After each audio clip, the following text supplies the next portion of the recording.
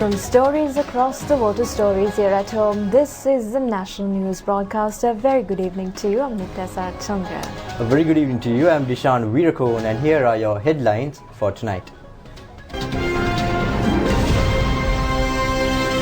The President instructed officials to take measures to encourage investors by removing obstructions. Telephone recordings of MP Ranjan Ramanayaka to the Parliament. Drinking water crisis in Kaluthara. 53,000 families have been affected. A special program for the prison inmates to contribute towards the development of the country. Now in your top story this evening, President Gotabaya Rajapaksa instructed officials yesterday to take measures to uplift local industries and encourage investors by removing obstructions. Now these remarks were made during a meeting held yesterday with the Interministerial Task Force for Industries and Entrepreneur Development. The President said that the issues related to the commencement of industries and their sustainability should be identified. President Rajapaksa also highlighted the importance of exploring unique potential in each area during the discussion.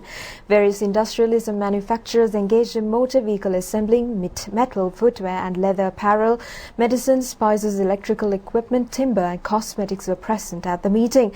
The representatives expressed their concerns on tax and issues they face at the customs and environmental obligations. The President pointed out that it is the responsibility of every section to support investment opportunities for the betterment of the country. President Gotabaya Rajapaksa said that an issue has occurred with the reclamation of low-lying lands in many areas in the country during the past 5 years. The President said that this has not been raised in social media as well. He added that none of the officials have made any comments in this regard. He said that such issues may also arise during the initiation of a project. The President said that such initiatives cause grave damage to the environment. He said that the environment should be prioritized in all areas of the country. He also said that environment has been polluted across the country, causing severe damage to biodiversity due to the reclamation of low-lying lands. The President said that the issuance of environmental report for a hotel project will take around 3 years. Therefore, he said that the environment will be severely polluted with the initiation of these projects. He added that a balance should be maintained in this regard.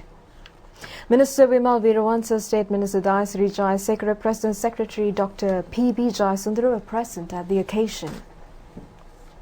Meanwhile, State Minister Dayasri Jayasekara says that the government is looking into the withdrawal of UNHRC resolutions 30/1 and 40/1 imposed against war veterans, co-sponsored by the Good Governance government. He said that this decision was reached during a discussion held with the President and the Foreign Relations Ministry officials. State Minister Dayasri Jayasekara said that these resolutions were signed without the approval of the Cabinet of Ministers in the previous government. He said that former Minister Mangala Samaraweera granted his consent without consulting the Cabinet of Ministers. He said that on that occasion they have reiterated that these resolutions cannot be accepted as a nation. He added that as a result a human rights violation crisis has been faced by the Army Commander as per the report by Yasmin Sukha in 2015. The State Minister said that in accordance to the human rights resolution or any constitution in the world have indicated that the immediate family members or the people around the person who has been alleged under any human rights ruling cannot be penalized. He said that the allegations against the Army Commander have been made under such circumstances. Addressing a ceremony held in Gampa yesterday, Defence Secretary retired Major General Kamal Gunaratne made these remarks over the travel restrictions imposed on the Army Commander by the US government. The Defence Secretary said that the Army Commander has only served his country by guiding a battalion of the Army during the war times. He said that the Army Commander has dedicated his entire youth to establish a country for the present and future generations to live without fear. He added that at the end of the war, the present Army Commander's eldest daughter was in grade 5, while the youngest daughter was in grade 3. He expressed displeasure over the ill treatment levelled against the innocent children of the Army Commander. Now, the submission of the telephone conversations of parliamentarian Ranjan Ramanayake, which were recently presented to the parliament, was prevented amid the objection of members of the parliament. Now, a decision was reached in parliament to consider the submission of the voice recordings during the upcoming leaders' meeting. MP Ramanayake defended his action, stating that the telephone conversations were recorded as a part of his efforts to curb corruption and apprehend criminals. The Speaker announced that he had decided to release an edited version of the CD to the MPs after editing them. He said that discussed this matter at the party leaders' meeting while the CD was reviewed by a committee of 4 MPs. He said that it had been found out that the conversations contained UN parliamentary language. He said that it is not the practice of Parliament to accept any document or anything after a speech is made, he added. However, the Speaker said that he has made the decision to release a CD to MPs as they have insisted on it. Minister Vimal Veeravansa asked as to why the decision was made to release the CD so that someone could take political advantage out of it. He added that they would prefer to know the content of the CD so that it will be possible for them to determine whether anyone is trying to gain political advantage. MP Vijaydas Rajapaksa said no provisions had been made to release the CDs under standing orders and that a CD could not be considered a document. However, the MP said he would not criticize the Speaker as party leaders had decided that the CD should be released to the MPs.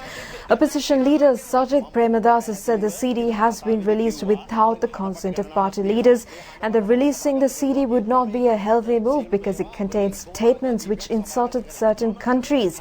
He said that country may face the consequences if the CD is released.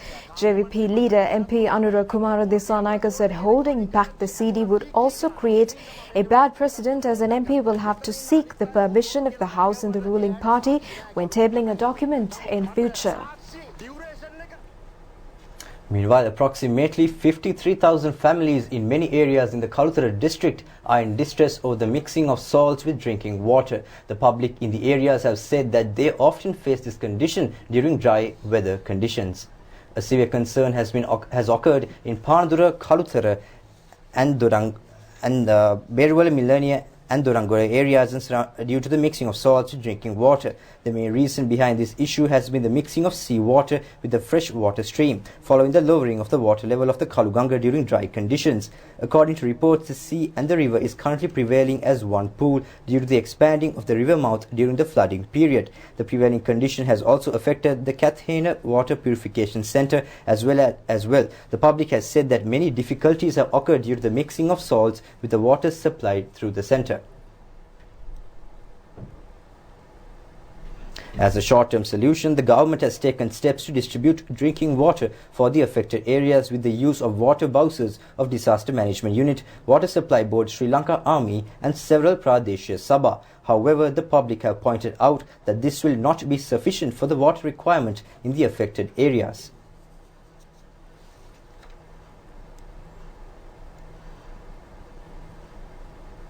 A new project has been initiated by the government to end the prevailing water crisis. The Kolem Modar area in Bulat Singhal has been selected for this project, and the relevant location is situated in the proximity of the Kathena water supply project. The project will be built across the Kuda River, which is a branch of the Kalu River. Water obtained from the project will be distributed via 4 new water tanks to the affected and other areas. Prime Minister Mahinda Rajapaksa said that the government will be able to resolve the water issues prevailing in the Kalutara district, affected on approximately 500,000 beneficiary families at the end of this year. Prime Minister Mahinda Rajapaksa said that many residents of the affected areas are consuming salty water. He said that the seawater is mixing with the fresh water of the river. Following the lowering of the water level in the river, he said that the government will be able to provide clean drinking water at the end of this year by initiating a project to resolve the prevailing issue. Meanwhile, parliamentarian Navin Dissanayake said that the parliamentarians of the United National Party have agreed to use the symbol of the swan for the new alliance during a special meeting today. The meeting was held at the parliamentary complex. Parliamentarian Naveen Disanayake said that the parliamentarians agreed to contest the election under the National Peace Front Alliance and with the symbol of the swan. He said that the necessary legal proceedings will be carried out accordingly. He said that they are expecting to direct the decisions to the working committee for their consent. He said that they are unable to use the elephant symbol due to an alliance. Now, the Sri Lanka Podujana Peramuna says that the new alliance was formed by bringing political parties of various opinions under one outlook, inconsequent to the political wisdom of Prime Minister Mahinda Rajapaksa. These remarks were made in a media briefing held today.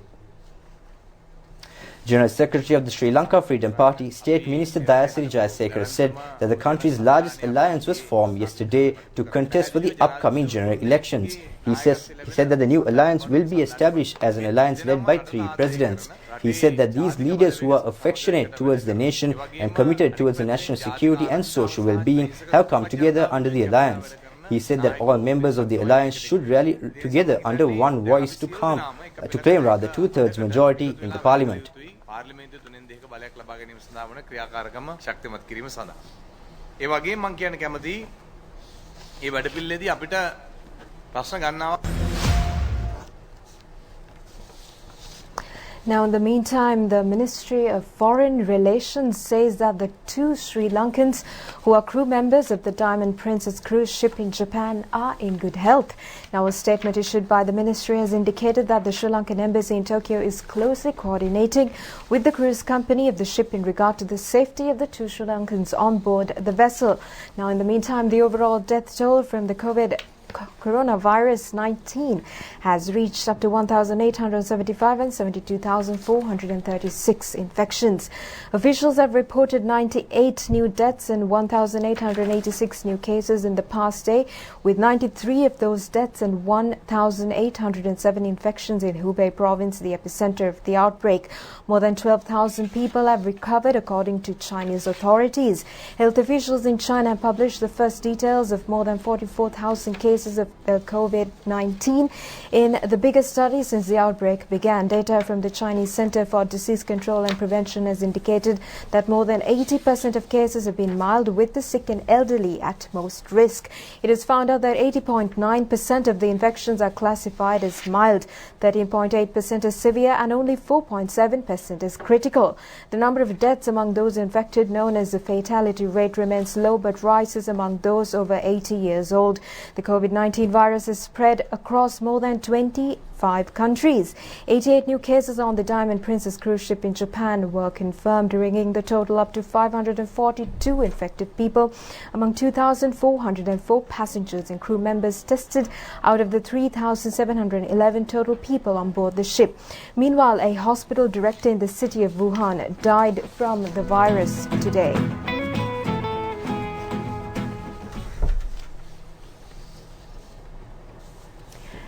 Now, in the meantime, the new defense attaché of the Embassy of People's Republic of China in Sri Lanka has made a visit to the naval headquarters yesterday. Senior Colonel Van Dong has been appointed as the new defense attaché of the Chinese embassy in Sri Lanka. The new defense attaché was warmly received to the naval headquarters. Upon his arrival, he then held a cordial discussion with the commander of the Navy, Vice Admiral Pierre de Silva, on several matters of bilateral importance. Mementos were also exchanged to mark the importance of the occasion, which turned out to be the first visit of the Senior Colonel Van Dong to the naval headquarters after the assumption of duties in the new position. Meanwhile, the ambassador of Turkey to Sri Lanka said that Turkey is looking forward in sharing Sri Lanka's experiences in combating terrorism and enhancing intelligence sharing in a combined effort to combat violent fundamental extremism. Ambassador Dernet made these remarks when she met Defence Secretary retired Major General Kamal Gunaratne at the Defence Ministry premises yesterday.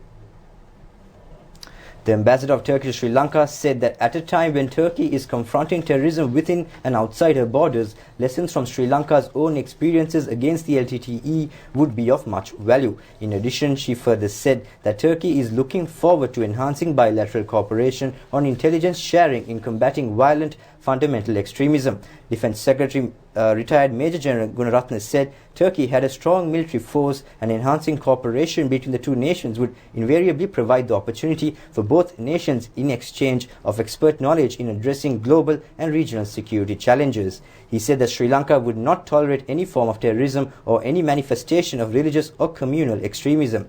He added that every necessary measure will be taken to safeguard the national interests and preserve the hard-won peace. Mementos signifying the occasion were exchanged between Defence Secretary Major General Gunaratne and the Turkish ambassador following the discussion. Now, the Urban Development Authority says that the Sanhinda 7 housing project initiated for 240 families in settlements with fewer facilities in Kolonava will be vested with the public during the next month. Now, families living in the vicinity of the Mithota Mulla garbage dump will also receive houses through this project. Residents living in settlements with fewer facilities in Colombo City are experiencing a severe difficulty due to the unavailability of necessary sanitary facilities, water supply issues, inadequacies in toilet facilities and the unavailability of land. These are some of the issues faced by these residents.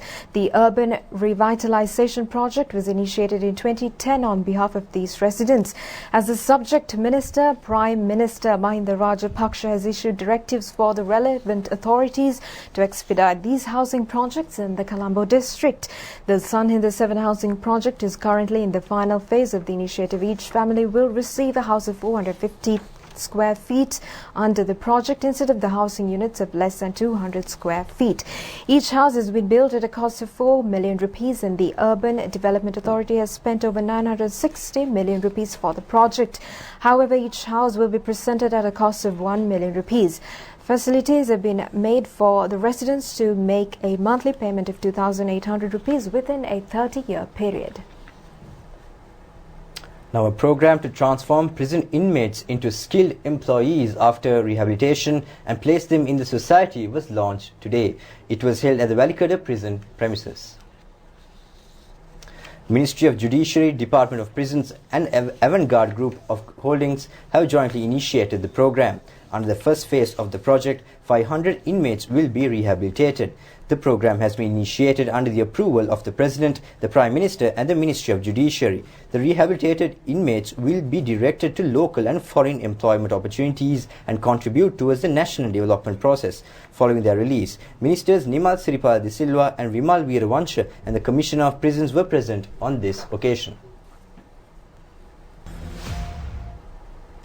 Now, the new beachfront and the massive common arcade being constructed under the Colombo Port City project is scheduled to be declared open for the general public next year. Now, this is as inquiry into the significant event. The project would add a new shape to the map of Sri Lanka. Is the biggest direct foreign investment project ever to have been carried out in the country Sri Lanka. It will come to existence in accordance to the environmentally friendly sustainable urbanization concept. Visitors to the port city would be able to enjoy the striking natural beauty of the environment and to feel the freedom of the surroundings. Construction of the central garden of the project is presently underway. The central park would have an extent 9 times larger than the present office green. The trees planted in a pilot project are being checked constantly over the compatibility with the host environment. Accordingly, numerous types of trees which have been removed as a result of a development project in the central province are to be planted in the central park. Under the project, a new beach belt of 2 kilometers long will be built in place of the beach lost due to the reclamation of the sea. The new beachfront covered by the sea will have a maximum depth of 3.5 meters due to the construction of a breakwater. According to the proposed project, an extent of 40% of the project land will be allocated for blue-green environment comprising of the ocean canalways, fauna and flora. The Colombo Port City project is being constructed in an extent of 269 hectares of land. By the pumping of 65 million cubic meters of sand, 91 hectares will be reserved for the park, waterways and the green environment. Now, a private sector consultation was organized to initiate a dialogue on mobilizing domestic investment for the Sustainable Development Goals by the Ceylon Chamber of Commerce yesterday in Colombo. The project is part of the GIST 2030 Agenda Transformation Fund to support projects and activities from across the world, contributing to achieving national goals for implementing the 2030 Agenda. The main objective of this project was to build transformational capacities and facilitate private sector and sub-national governments to align their investments towards the implementation of the 2030 agenda in Sri Lanka. The main outcomes from the project will include an analysis of current investment strategy, a domestic resource mobilization framework, and capacity building on the investment framework and influencing the budget 2020. The 2030 Agenda for Sustainable Development would require financing to the tune of several trillions of dollars, while current levels of official development assistance stand at 3 to 4% of this requirement. According to several estimates, achieving the Sustainable Development Goals by 2030 will require mobilizing an additional $2.5 trillion per year from diverse sources such as development aid, domestic budgets and private investment. At the same time, achieving the SDGs could open up $12 trillion in market opportunities and create 380 million jobs by 2020. A presentation was delivered on the theme Strengthening the Mobilization of the Private and Sub-National Domestic Investments in Sri Lanka.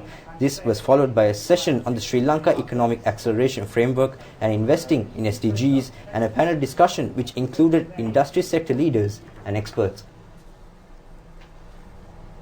Now, Minister of Education, Sports and Youth Affairs Dallas Ala Perima will take part in the Mahajana Dinaya program aired on Sri Lanka Rupavahini Corporation today. The issues related to the ministerial portfolios will be directed to the minister.